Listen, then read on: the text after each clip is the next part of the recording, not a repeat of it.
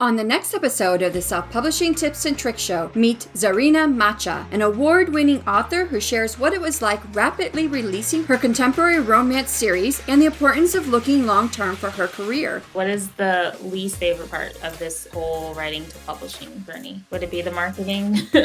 Marketing is hard, isn't it? I mean, there are some things like having newsletters, which I do quite enjoy, but things like making Amazon ads or things that is really technical, like having to set the right book specifications, but I just didn't know what I was doing. Like, I didn't know that if you want to upload a book to Ingram Spark, for example, you need to have different ISBNs. Drop digital ISBNs for the ebook. You're having two different numbers. And this stuff is so abstract. It's so nice to talk about this with people and they know what I'm talking about. Because if I try and talk about this with my friends or family, like I remember like saying, oh yeah, I gotta like update all of my ISBNs, and they're just like, what are you? It's like a different language. So it's nice to kind of be able to talk about that with people who understand. Come chat with Zarina Macha during the YouTube premiere of her interview this Wednesday, June 1st, 2022 at 4 p.m. Eastern Daylight Time.